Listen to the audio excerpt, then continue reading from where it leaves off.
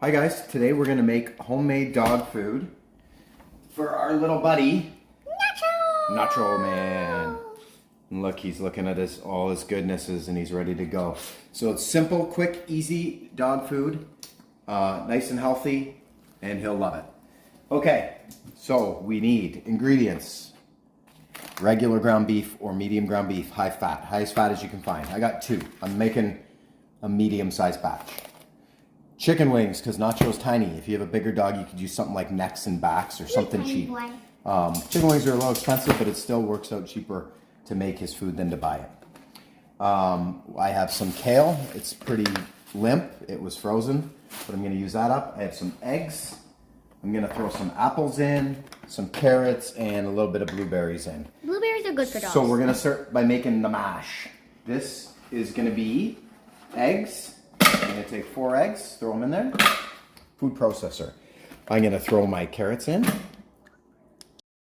Okay, we're going to go throw some blueberries, just some things that were left over from the kids' lunches. I'm going to do apples. Usually I throw them in whole, but I know there'll be comments that apples are poisonous because of the seeds.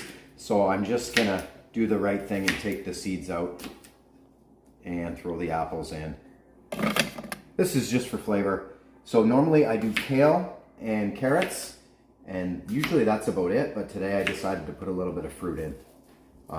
Just look up on the internet what's poison, what's not poison for your dogs. So don't feed your dogs grapes. Yeah, obviously, no everybody grapes. should know that.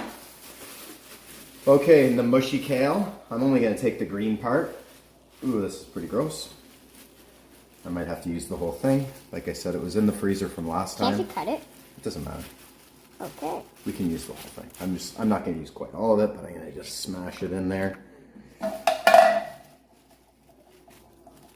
Ugh. Usually it's not this messy if you buy it fresh. It's a little easier. This was just frozen. I know it's just frozen, that's all. So, anyways, just extra. That's enough.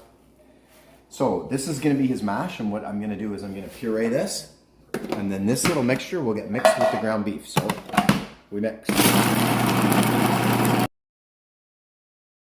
Okay, so puree it until it's a nice mushy mush. Oh, we got a little bit of kale left over. I'm going to turn that back on again for a second once I get this unhooked here. This is the issue with dealing with frozen kale. It's kind of tough. Like I said, fresh is easier. Fresh is better, but that's okay.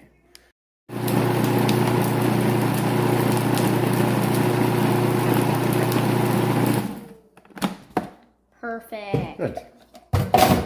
Okay. Nice slop. This is a little runnier than normal. That's because the kale was... yeah, maybe because of the kale has a little more moisture in it, but not a big deal. So we're going to move the food processor out of the way, and we're going to add the ground beef. Now, some of you might want to add organ meat. I don't add it to the food.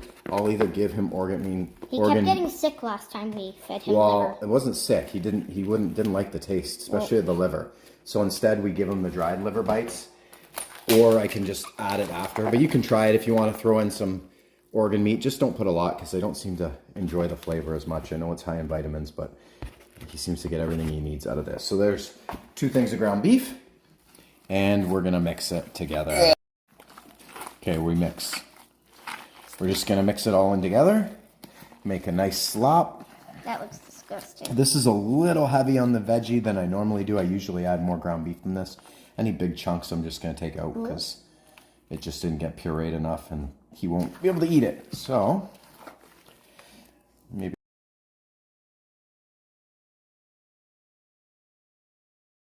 plastic containers. And as you can see, I have a couple that already have chicken in them, and I had too much chicken last time. So I'm going to reuse these ones and add the slop to it. That's a lot of chicken. Yeah. Okay, so I take a bunch of meat. I don't measure. Once you know how much your dog eats, I fill this up. This will last him, 3-4 days. And then I leave enough room that I can add in the chicken legs after. So his ground beef slop. Okay, so I'm just going to put the ground beef slop into containers, try to equal it out.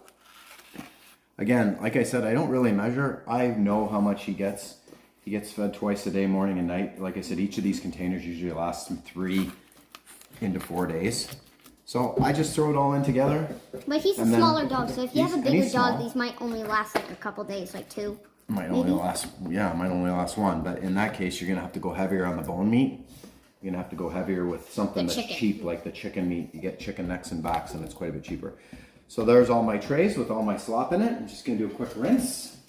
Okay,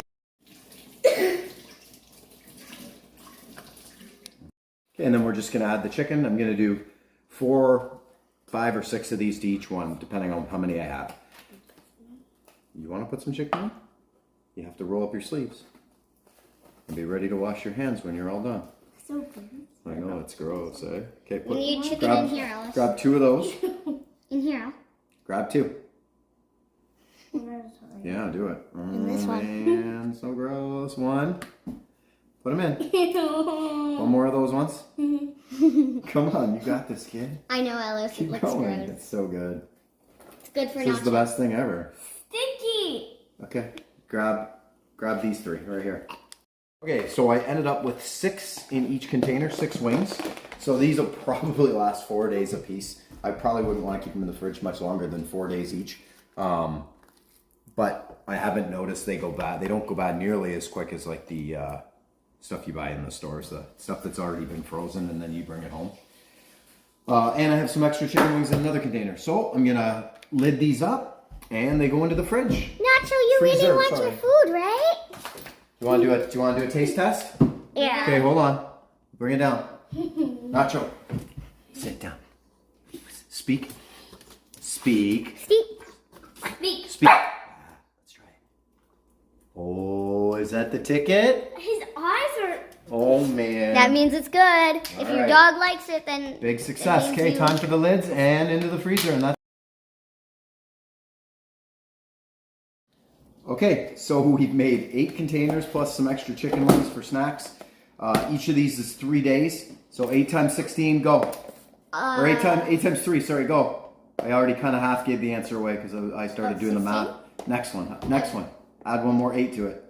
17? 24. I mean 24. Yeah, 24. I did terrible math too. So I got 24 days worth of food, maybe longer, probably more like 30 because each of these is pretty big. I don't usually have 6 wings in each one, but that's just kind of how it worked out today.